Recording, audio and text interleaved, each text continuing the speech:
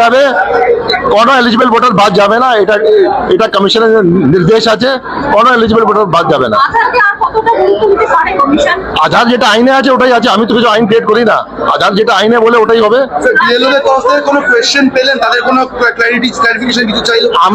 আমরা two way interaction করলাম, 80% time BLO clarification চেয়েছিলেন, 10-15% শুধু আমরা বলেছি।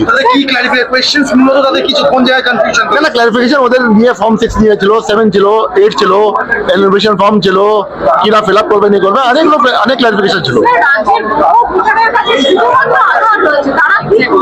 সেটা দেখা যাবে, যখন হবে দেখা যাবে।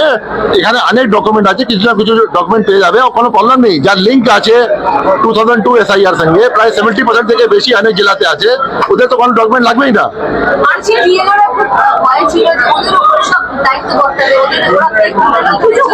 না না বিএলও কোনো নেই, বিএলও যে আছে যেরকম ট্রেনিং হয়েছে, বিএলও যেরকম আছে, কোয়ালিফাইড লোক আছে, প্রায় 80% গভর্নমেন্ট সার্ভেন্ট আছে, টিচার্স আছে, they all very very qualified, এরকম কোনো সংখ্যা ছিল না।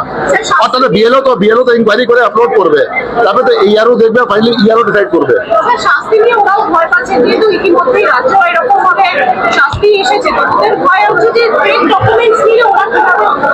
শাস্তি নিয়ে তো ওটা যে ইচ্ছাকে গন্ডগোল করেছে, যার মেনজিয়া ছিল গলত ছিল, যে গলত উদ্দেশ্যে কাজ করেছে, ওখানে শাস্তি হয়েছে। না ভয় পাওয়ার কি কারণ আছে? যে কাজ সঠিক করবে, অ্যাজ পার ল করবে, রুল করবে, ওর ভয় পাওয়ার কি আছে? স্যার এটা তো ইসিআই নমে ছিল, বিহার জানে ছিল, পশ্চিমবঙ্গে কি হবে আমি জানি না। বিহার সেক্টর ছিল যে ডকুমেন্ট আপলোড করবে ভোটার, ওখানে সেলফ অ্যাটেস্টেড থাকবে, হ্যাঁ সেলফ সাইন থাকবে। বিএলও নেই, ভোটার भी আছে, कोई अपलोड করতে চাইবে, সেলফ অ্যাটেস্টেড থাকবে, বিএলও কে যে ডকুমেন্ট দেবে ওটা।